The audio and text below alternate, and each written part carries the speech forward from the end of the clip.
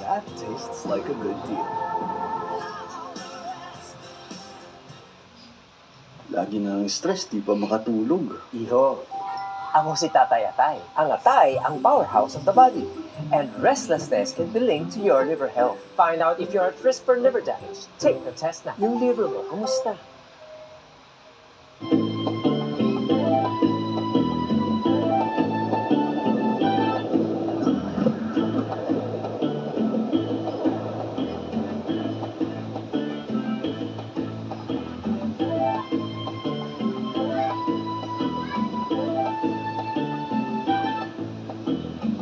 Oh, darling!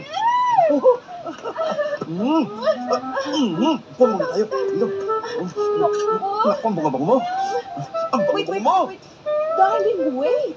Bakit? May surprise ako sa'yo. Totoo? Ipikit mo muna mata mo. Pipilit na mata ko. Sandali lang, ha? Wait, Sige. ha? Close your eyes. Pikit-pikit pa eh.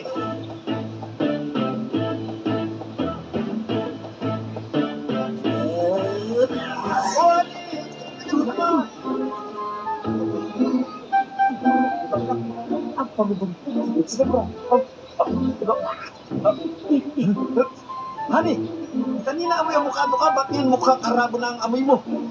Talagang ang asin? Grabe. Honey, pareho na ba tayo? Bakit may tamang uso mo?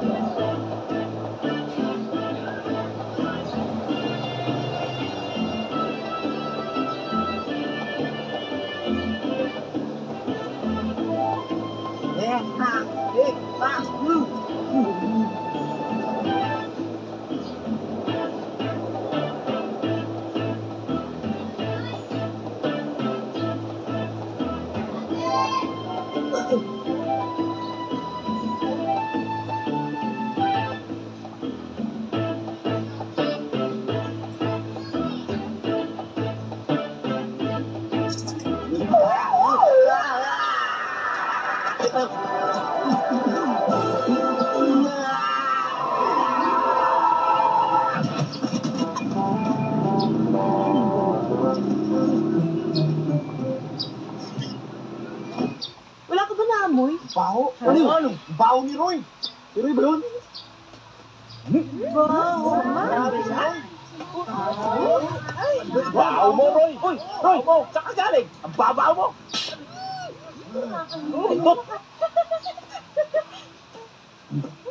Baho! Roy! Saan ka ba nang galing? Mas nga dito, nakita mo kumakain kami. Baho mo! Di pa sila lumalabas? 4 na oras na sila doon sa loob Hindi pa, Tito Roy.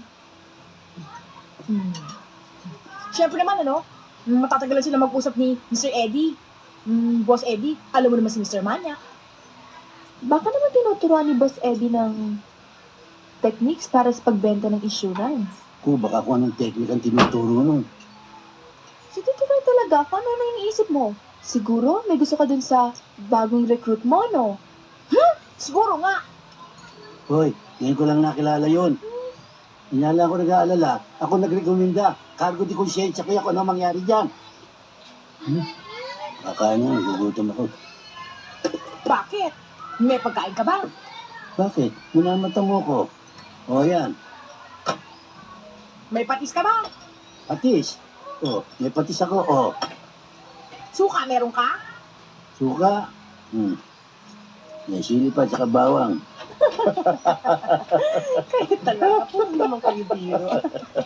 She's good. She's very good. Ang bilis ng pick-up niya. Konti explanation lang sa insurance eh. Kuha na niya. Mabilis ba ang pick-up niya? Napaka. Para mas mabilis ang pick-up niya. Kaya nga pala, kumain tayo. Masarap ang ulam ko. Teka muna, Roy. Ano ba nangyari sa'yo? Ba't ka nagkaganyan? Kasi yung dagang galing sa basura. Ha? Nadapa ako sa basura. Halika, kumain tayo. Roy. Lily and I will be lunching out. Marami pa akong kailangan ituro sa kanya. Let's go, Lily. Si Roy. Roy, sumama ka. Sige. Halika. Hindi na. Hindi, magliligpit ako. Sabay-sabay naman sila nagla-lunch eh. Okay, Lynn, we'll be back by 2 o'clock. Okay. Shall we? Sige, Roy. Sige. Nakita mo na. Tumigil ka. Tatarakan kita sa lalamunan. Do you really think I can make it as an insurance underwriter? Natatakot ako sa mga tao eh. Yung ganda mong yan. With your pleasing personality, your charm, your intelligence, your articulateness. And besides, sasamahan mo na kita sa mga client call mo hanggang sa kaya mo na mag-isa. Thank you. Thank you so much. Sige na, kumain ka na. This is supposed to be a celebration for your joining the company. Utang na loob ko nga ito kay Roy eh. Mabuti na lang siyang naging kapitbahay ko. I hope you don't mind, pero bakit ka ba nakipag-iwalay sa asawa mo? Well, he left me for an older but richer woman. Talaga? Yung ganda mong yan? Parang siya kumuha ng bato at ipinupok sa ulo niya. I mean, talaga siguro nasisira ng ulo yung asawa mo? Oo talaga, malaking sira ng ulo niya. Pero ang masakit kasi, mas malaki ang naging sira sa buhay ng dalawa naming anak. Oh. So you have kids.